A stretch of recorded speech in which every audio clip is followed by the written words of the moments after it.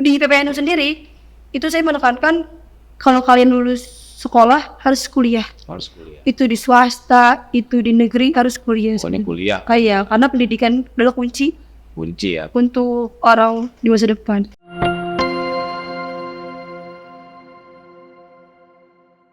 Assalamualaikum warahmatullahi wabarakatuh. Alhamdulillahirabbil alamin.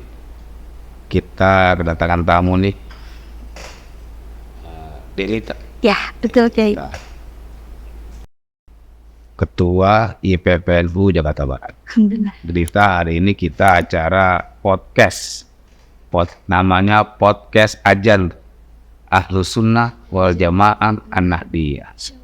Ini program Masjid Raya. Ada tuh saya kayak Hadi Hasyim Asy'ari.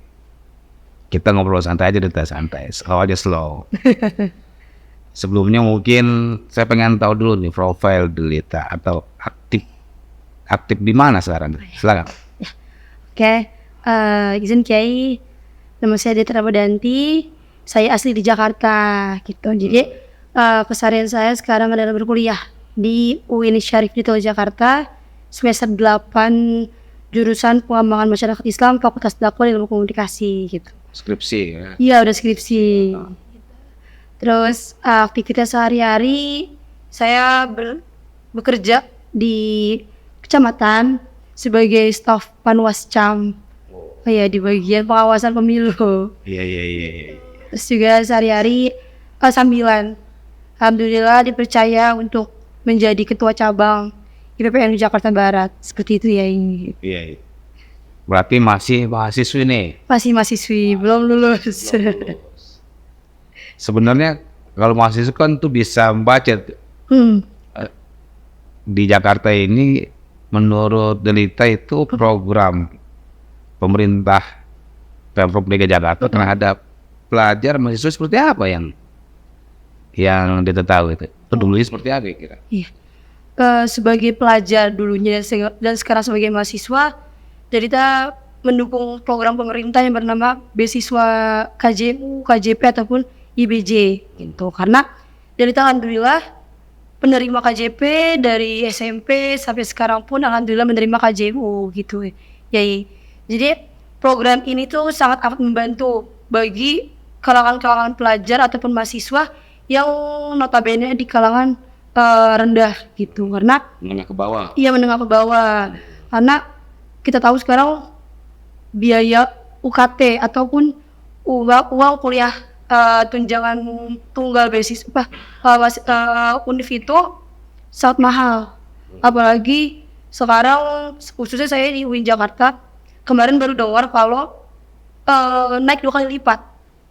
Ya, UKT saya dari cuma 2 juta jadi 4 juta. Wah, itu sangat amat bagi mahasiswa sangat amat berat gitu. Jadi mahasiswa pun butuh beasiswa gitu, karena itu semua mahasiswa dapat nggak apa pilihan atau mau sesuai dengan kondisi ekonomi? Oh, kondisi ekonomi. Jadi ya pengalaman saya di KJMU alhamdulillah saya 2 tahun menjadi tim verifikasi nasional KJMU di DKI Jakarta, khususnya di Dinas P4OP. Itu saya dipercaya untuk menjadi tim verifikasi nasional. Itu banyak syarat-syaratnya. Jadi kayak dia nggak boleh punya rumah, nggak boleh punya kulkas 2, nggak boleh punya AC gitu. Jadi ada tim, sampai ada tim sosial. Nggak boleh punya jet, nggak boleh punya pesawat, nggak boleh. Nggak boleh itu Mbak. Itu mah orang kaya. Gitu. Jadi emang tuh persyaratannya memang ada. Tapi katanya juga walaupun dia nggak mampu tapi nggak dapet, ada gitu. Ada. Kenapa? Ada juga itu mungkin kurang edukasi dari kampusnya ataupun dari sekolahnya, karena banyak juga sekolah yang nggak mau bantu alumninya untuk mengurus KJMU. Gitu ya.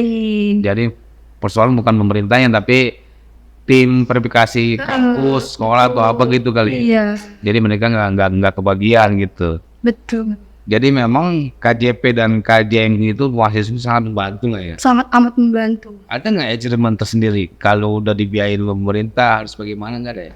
Oh, nggak mungkin. Bentuknya itu kita sebagai penerima beasiswa KJMU khususnya. Kalau KJP itu nggak ada tuntutan. Kalau KJP itu tuntutannya hanya laporan. Laporan. Uang yang keluar dari KJP itu dilaporkan kepada sekolah. Tapi nilai nggak menentukan nilai. Nilainya Kan apa sih maksudnya? Apa? IPK. Iya. Oh, IPK. IPK-nya berapa gitu nggak ada. Menentukan. IPK tuh kalau di setahu saya itu di bawah 3 itu udah dapat SP1. SP1. Minimal 3. Minimal 3. Dapat tuh bisa berlanjutan. Betul. Misalkan dan IPK-nya awal 3,5 ini misalkan. Terus fase pertama, fase kedua turun jadi 3 masih dapat. Masih dapat. Oh, tetap. Di bawah 3 pun masih dapat sebenarnya, tapi kalau udah sampai SP3 dia udah nggak bisa dapat. Oh, gitu. Mesti belajar gitu kan. Betul. Iya. Karena nilai pun mempengaruhi, karena pemerintah juga nggak mau asal kasih uang gitu kan. Besar loh ya, 9 juta. 9 juta per semester. Betul, apalagi sangat membantu lah ya. Sangat amat membantu, apalagi kalau UKT-nya cuma 1 juta. Berarti kan sisanya 8 juta buat dia pribadi. Apalagi pelajar NU. Banyak orang miskin gitu kan. Kayak ada nggak peran IPPNU di sini untuk misalkan edukasi kepada teman-teman itu? Oh, ada. Pernah. Jadi di program unggulan saya itu namanya beasiswa. Gitu. Jadi setiap bulannya itu selalu pasti ada aja anak-anak yang bertanya ke saya, program apa sih kan pemerintah yang sekarang beasiswa untuk mahasiswa yang baru masuk ke kuliah kayak gitu ya. Jadi itu sangat penting sih, karena di PPNU sendiri itu saya menekankan kalau kalian lulus sekolah harus kuliah. Itu di swasta, itu di negeri harus kuliah. Kuliah. Iya, karena pendidikan adalah kunci ya untuk orang di masa depan. Iya, karena ijazah itu menentukan nasib. Betul. Walaupun tidak menentukan. Yang penting SDM juga skill harus punya itu. Kalau misalkan untuk ke depan. Gini, Delita, ini jangan ngomong masalah ente panwas ya, bukan? Iya. Ini beda judul nih. Beda judul.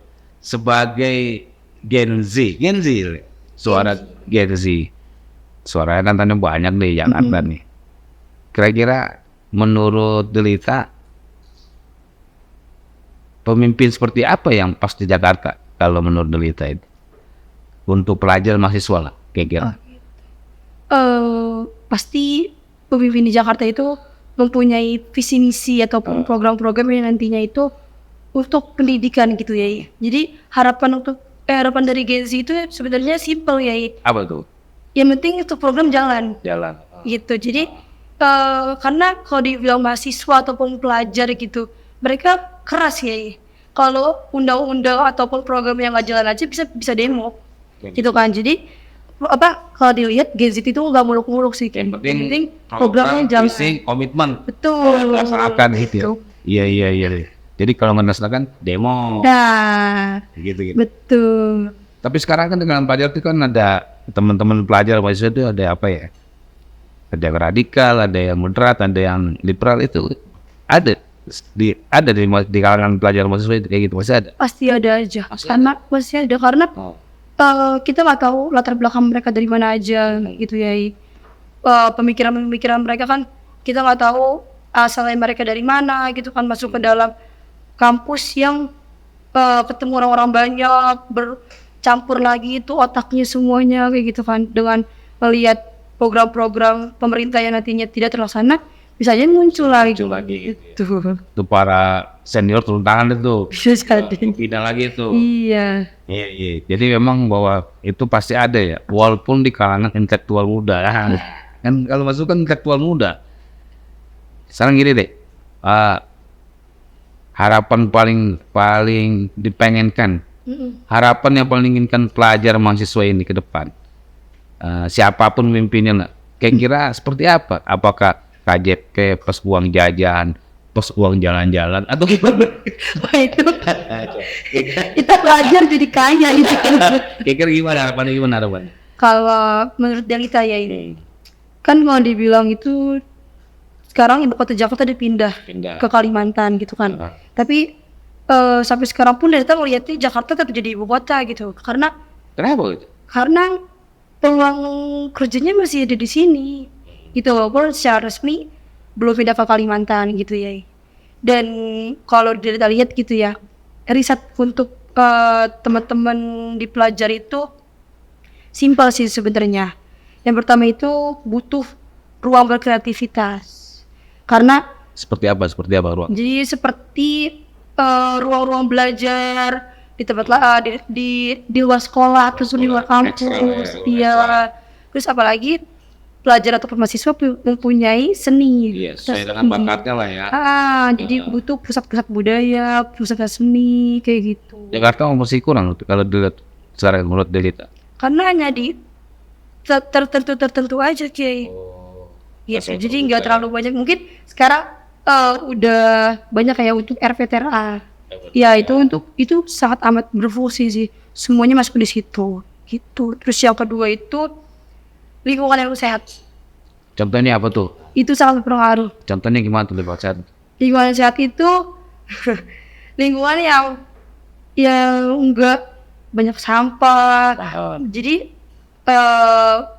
lingkungan sehat itu kan berpengaruh untuk bagi udara. Jadi kalaupun belajar dengan udara yang sehat kan tetap aja otaknya itu ilmunya nggak masuk gitu ya. Jadi mereka butuh ruang yang hijau, butuh ruang yang luas, butuh ruang yang bersih dari udara yang kotor. Jadi begitu harapannya pelajar, simpel aja ya. Simpel aja sih ya. Yang penting KJP, KJMU jangan stop. Betul, jangan lele turunnya.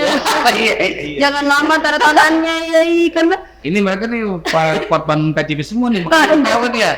oh itu pernah. Ya JP bener itu berpengaruh. Tadi itu pernah hampir 2 tahap itu lama sebulan telatnya. Hampir demo di depan. Kalau tinggal sebelum berarti kampus nagih tuh. Enggak nagih. Sebenarnya kampus tuh enggak kampus tuh cuman dibutuhkan hanya untuk tanda tangan rektor. Gitu. Jadi keputusan ada di gubernur. Jadi mau gimana pun juga kalau gubernur cepat tanda tangan cair cepat. Gitu Lim. Enten. Nah, jadi intinya bahwa ke depan ini siapapun pemimpinnya bahwa tolong berpihak kepada pelajar dan mahasiswa. Iya, betul. KJP, KJMU, ruang gerak atau ruang untuk mengeksplor diri. Entah risetnya, entah seninya, pokoknya apapun lah, dibuka sana lebar di Jakarta. Itu intinya yang Delita. Nah sekarang proses statement terakhir. Kira-kira pelajar atau mahasiswa pengen seperti apa ke depan ketika memang tadi Jakarta tidak lagi ibu kota, atau seperti apa menurut Delita? Proses statement Delita seperti apa? Pengen pelajar mahasiswa seperti apa gitu untuk Jakarta depan? Jadi menurut kita sebagai mahasiswa sekarang itu dan dulu sebagai pelajar, mahasiswa butuh pendidikan yang baik, yang bagus. Karena menurut kita pendidikan itu kunci untuk masa depan gitu kayak. Jadi kalau dilihat dari orang yang berpendidikan atau orang yang tidak berpendidikan itu sangat beda. Ya, ketahuan gitu. ya. Ketahuan dari pola pikirnya, cara berbicaranya, cara komunikasinya gitu ya. Jadi menurut kita satu sih intinya harapan dari kita untuk gubernur nantinya yang kepilih, tolong lihat pendidikannya di Jakarta, tolong lihat sisi pendidikannya, karena siapapun nanti yang menggantikan gubernur itu pasti adalah mahasiswa-mahasiswa yang berpendidikan. Seperti itu ya. Yang penting siapapun nih para gubernur, kata pelajar mahasiswa, yang penting ketika menyampaikan visi dan misi dan janji komitmen dijalankan. Yang penting KJP, KJM jangan lelet turunnya, gitu ya. Betul. Sehingga terima kasih Delita waktunya. Mudah-mudahan kita semua paham bahwa memang ke depan Jakarta harus tetap lebih hebat, karena pelajar Jakarta masih juga hebat-hebat, tergantung bagaimana peduli pemimpin yang akan datang. Terima kasih Delita telah hadir di acara kita. Minum. Lupa minum saya kadang-kadang kalau gitu. Minum dulu dah. Terlalu asik ya. Terlalu asik ya. Terima kasih. Jangan lupa like, share, and subscribe. YouTube, Instagram, Facebook, Masjid Raya Kiai Haji Hasyim Asy'ari. Terima kasih. Mohon maaf Allahumma waffiq ila aqwamit. Wassalamualaikum warahmatullahi wabarakatuh. Waalaikumsalam warahmatullahi wabarakatuh.